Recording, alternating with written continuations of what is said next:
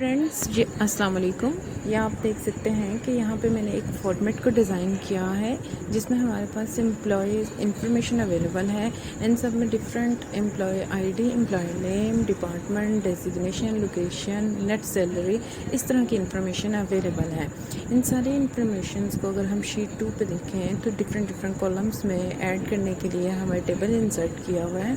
इस सारे टेबल में हमें ये सारी इंफॉर्मेशंस को ऐड करने का हम इजी ट्रिक आपको बताएंगे।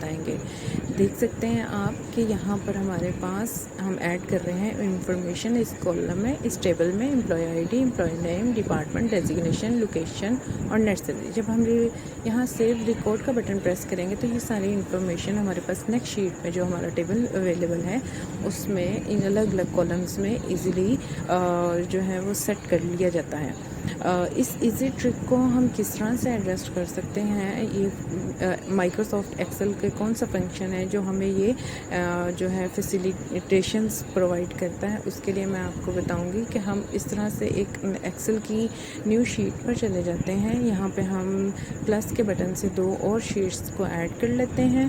फिर इस शीट 1 को थोड़ा सा हम जूम करके इसको बड़ा कर लेंगे ताकि हमें इंफॉर्मेशंस को ऐड करने में क्लियरेंस हो जाए।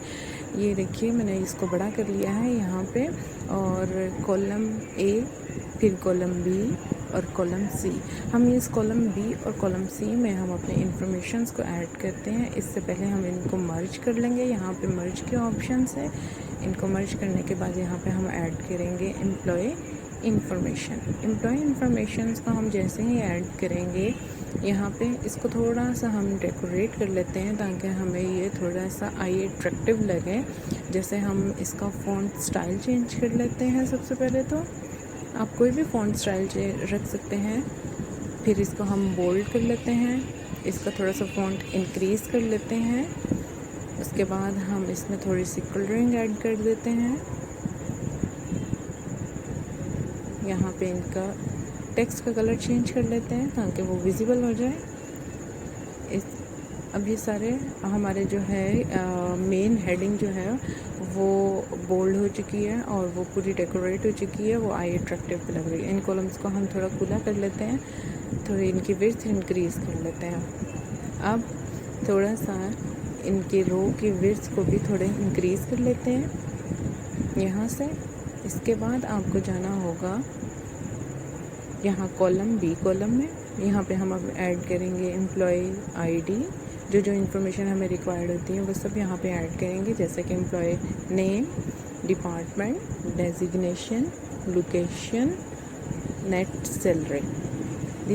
इन सारी इंफॉर्मेशंस को ऐड करने के बाद अब हम इनको भी थोड़ा सा डेकोरेट कर लेते हैं। इनका फ़ॉन्ट स्टाइल चेंज कर लेते हैं। आप इनका भी कोई भी फ़ॉन्ट स्टाइल रख सकते हैं। इसी तरह से थोड़ा इनको सेंट्रलाइज कर लेते हैं। उसके बाद हम इनको थोड़ा सा ड्रैग करके इनकी विड्थ इंक्रीज़ कर लेते हैं, इन सारे कॉलम्स की, रोज़ की। उसके बाद आप इनको बोल्ड कर लें, जिस तरह से यहाँ से हमने बोल्ड के ऑप्शन को चूज़ किया। उसके बाद हम यहाँ पे ऑल बॉर्डर का ऑप्शन चूज़ करेंगे ताकि ये टेबल हमें प्रोमिनेंट विजिबल हो जाए और आई अट्रैक्टिव लगे, और जिससे हमें हमारी इंफॉर्मेशंस को भी पिक करना इजी हो।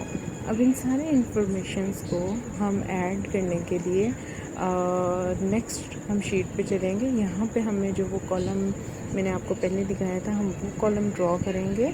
इसके लिए हम क्या करेंगे, इस सारे डेटा को सिलेक्ट करेंगे, कॉपी करेंगे और फिर नेक्स्ट शीट पे आके हम पेस्ट के ऑप्शन में जाएंगे। यहाँ से पेस्ट स्पेशल के ऑप्शन में चूज़ करेंगे। यहाँ पे हमारे पास एक पेस्ट स्पेशल की विंडो ओपन हो जाएगी। वैल्यू को चूज़ करेंगे और उसके बाद ट्रांसपोज को चूज़ करके ओके के बटन को दबाएंगे। जैसे ही हम ये प्रेस करेंगे हमारे पास ये सारी इंफॉर्मेशन जो हैं वो डिफरेंट अलग अलग सेपरेट कॉलम्स में आप देख सकते हैं आ चुके हैं। अब इन सब की हम विड्थ को एडजस्ट कर लेंगे ताकि इंफॉर्मेशन हमें विजिबल हो जाए, क्लियरली रीडेबल हो जाए। अब इनको हम सेंट्रलाइज कर लेंगे। यहाँ इस ऑप्शन को चूज़ करेंगे इनको सेंट्रलाइज कर लेंगे। फिर हम जाएंगे इंसर्ट के ऑप्शन में, यहाँ से हम टेबल को चूज़ करेंगे। जैसे टेबल को चूज़ करेंगे एक विंडो ओपन होगी। इस विंडो को हम यहाँ पे माई टेबल हैज़ हेडर इस ऑप्शन को चूज़ करेंगे, ओके करेंगे और ये देखिए कि ये सारी इन्फॉर्मेशन हमारे पास एक टेबल की फॉर्म में कन्वर्ट हो चुकी है। हमारी शीट रेडी हो गई है। हम बैक टू द शीट 1 जाएंगे। यहाँ पे हमारे पास जो टेबल था उसमें हम अपनी इन्फॉर्मेशन ऐड करेंगे, जैसे employee ID, employee name, department, designation, location, net salary. ये सारी हम अपनी इन्फॉर्मेशंस को ऐड करने के बाद इन सारी इन्फॉर्मेशंस को हम इसी पेज पे, इसी शीट पे एक सेपरेट कॉलम में भी ऐड कर लेते हैं। उसके लिए हम प्रेस करेंगे इक्वल और फिर उस कॉलम को चूज़ करेंगे। जैसे एम्प्लॉय आईडी अगर ऐड करना है तो एम्प्लॉय आईडी एंटर करेंगे और यहाँ पे हमारे पास आ जाएगा। फिर इस तरह से इक्वल को हम प्रेस करेंगे और फिर एम्प्लॉय नेम को क्लिक करेंगे और एंटर करेंगे, वो भी आ जाएगा। इसी तरह से सारी इन्फॉर्मेशन को ड्रैग करके एक कॉलम में ऐड कर लेंगे। यहाँ पे इसके बाद हमें मैक्रो फंक्शन ऑन करना है, क्योंकि मैक्रो फंक्शन ऑन करने पे ही हमारे पास ये सारी इन्फॉर्मेशन नेक्स्ट टेबल में ऐड होंगी। उसके लिए हमें यहाँ पे मेरे पास एक डेवलपर का ऑप्शन टैब होता है, वो मेरे पास ओपन नहीं है। उसको ओपन करने के लिए हम यहाँ पे जाएंगे फाइल में, यहाँ से हम जाएंगे सेटिंग्स में। ये सेटिंग्स में जाएंगे कि यहाँ पे हमारे पास एक फंक्शन नज़र आ रहा है, हम इसको ऑन करेंगे। ऑन करेंगे तो हमारे पास डेवलपर का जो है टैब ओपन हो जाएगा। यहाँ पे डेवलपर के टैब को ऑन करने के बाद सारा मैक्रो का फंक्शन आपको इस कॉर्नर में नज़र आएगा। यहाँ पे हम जैसे ही रिकॉर्ड मैक्रो करेंगे, हमारी इन्फॉर्मेशन जो होंगी वो रिकॉर्ड होना शुरू हो जाएंगी। जैसे कि यहाँ पे अगर मैं प्रेस कर रही हूँ तो एक विंडो ओपन हो रही है रिकॉर्ड मैक्रो के नाम से। यहाँ पे हम अपने जो मैक्रो के फंक्शन को या फाइल को उसको नाम दे देंगे डेटा एंट्री का। उसके बाद ओके करेंगे। ओके करने के बाद हम यहाँ पे देखेंगे तो हमारी मैक्रो की जो डिकोडिंग है वो स्टार्ट हो चुकी हुई है।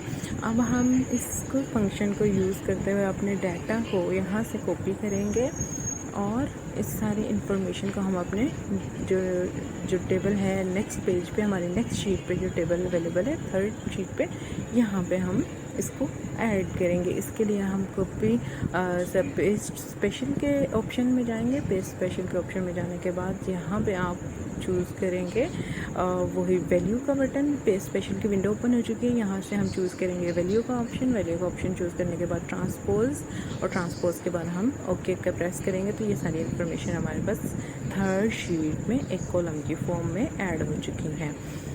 अब ये सारी इन्फॉर्मेशन सेपरेट आपके पास हो चुकी है। यहाँ से हम इसको करेंगे कॉपी, Ctrl+C, और हम यहाँ पे लेके जाएंगे सेकंड शीट पर। और सेकंड शीट पे जाने के बाद हम यहाँ पे प्रेस करेंगे और इंसर्ट का ऑप्शन करने के बाद इंसर्ट कॉपीड सेल करेंगे। यहाँ से चूज़ आप करेंगे। जैसे ही करेंगे सारी इन्फॉर्मेशन हमारे पास जो है अलग अलग कॉलम्स में, सेपरेट कॉलम्स में ऐड होती जाएंगी। अब इसी तरह से हम इन सारी इन्फॉर्मेशन को रिमूव कर देते हैं, इन सारी इन्फॉर्मेशन को डिलीट कर देते हैं सिंपल डिलीट के बटन के साथ। और उसके बाद हम अपनी नेक्स्ट इन्फॉर्मेशन जो हमने ऐड करनी है उनको ऐड करेंगे।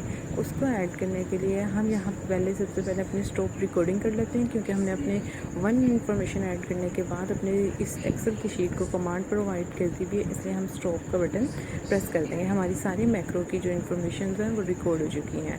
उसके बाद हम यहाँ पे नीचे टेबल के नीचे एक बटन इंसर्ट करेंगे। उसके लिए हम डेवलपर के टैब में जाएंगे, इंसर्ट का बटन प्रेस करेंगे। इंसर्ट के बाद ऐसे ही यहाँ पे एक विंडो ओपन हो जाएगी। इसके बाद इस असाइन मैक्रो के नाम से यहाँ पे हम अपनी जो मैक्रो का फंक्शन का डाटा फाइल का नाम रखा था डाटा एंट्री, उसको प्रेस करेंगे और उसके बाद यहाँ पे हमारे पास एक बटन ऑन हो जाएगा। इस बटन का हम रीनेम करेंगे सेफ रिकॉर्ड के नाम से, और इसको यहाँ पे हम इंफॉर्मेशन, इस बटन को हम यूज़ करेंगे तो हमारी इन्फॉर्मेशन सेव होती जाएंगी। अब हम अगर नेक्स्ट इन्फॉर्मेशन ऐड करते हैं एम्प्लॉय आईडी, फिर employ name, department, designation, location, net salary, इन सारी इन्फॉर्मेशंस को हम ऐड करते जाएंगे वन बाय वन। यहाँ पे और जैसे ही हम ये सारी इन्फॉर्मेशन ऐड करेंगे, हम सेव रिकॉर्ड का बटन प्रेस करेंगे तो हम नेक्स्ट शीट में देख सकते हैं, शीट 2 में, कि हमारी वो सारी इन्फॉर्मेशन जो हमने अभी ऐड की थी, सिंपल एक सेव रिकॉर्ड के बटन को प्रेस करने के साथ वो सारी इन्फॉर्मेशन हमारे दूसरी शीट के टेबल पे, शीट 2 के टेबल में हमारे ऐड हो चुकी हैं। इसी तरह से हम अगर थर्ड पर्सन की इन्फॉर्मेशन को अभी ऐड करना चाहते हैं तो हम उसकी सारी इन्फॉर्मेशन ऐड करेंगे यहाँ पे, जैसे employee ID, name, department, designation, location, unit salary, ये सारी इन्फॉर्मेशन हम यहाँ पे ऐड करेंगे। ये हमारी थर्ड एंट्री है। यहाँ पे हम सिंपल सेव रिकॉर्ड का बटन प्रेस करेंगे तो उसमें यहाँ पे आप देख सकते हैं कि नेक्स्ट शीट पे, शीट 2 पे टेबल के अंदर हमारी वो सारी इन्फॉर्मेशन ऐड हो चुकी हैं। इसी तरह से ये इस सेव रिकॉर्ड के बटन को, मैक्रो के फंक्शंस को एक्सेल शीट पे यूज़ करके आप बहुत सारे इन्फॉर्मेशंस को ऐड कर सकते हैं with in the short time period. अब इसको और अट्रैक्टिव लुक देने के लिए मैंने ये किया, हम इसको सिंपल करेंगे कि व्यू के ऑप्शन में जाएंगे, यहाँ से ग्रिड लाइन के ऑप्शंस को डीसेलेक्ट करेंगे और डीसेलेक्ट करने के बाद यहाँ आप देख सकते हैं कि वो लाइन सारी रिमूव हो चुकी हुई हैं और हमारे पास सिंपल एक फॉर्म जो है वो अवेलेबल है। इसको सेव करने के लिए फाइल में जाके हम सेव का बटन प्रेस करेंगे, यहाँ से ब्राउज़ को ओपन करेंगे। ब्राउज़ को ओपन करेंगे तो एक ऐसी विंडो ओपन होगी आपके पास। यहाँ पे हम सेव एज टाइप में मैक्रो एनेबल्ड वर्कबुक के नाम से एक्सेल की शीट को सेव करेंगे और यहाँ पे अपनी फ़ाइल का नेम एंटर करेंगे, डाटा एंट्री, और फिर उसकी लोकेशन चूज़ करेंगे अपने कंप्यूटर में और उसको सेव करेंगे। तो यहाँ पे हमारी सारी इन्फॉर्मेशन जो है वो सेव हो जाएंगी। इस तरह से आप अपने वर्कशीट को रेडी कर सकते हैं, अपनी इन्फॉर्मेशंस को ऐड कर सकते हैं एक्सेल शीट पे मैक्रो के फंक्शंस को यूज़ करके।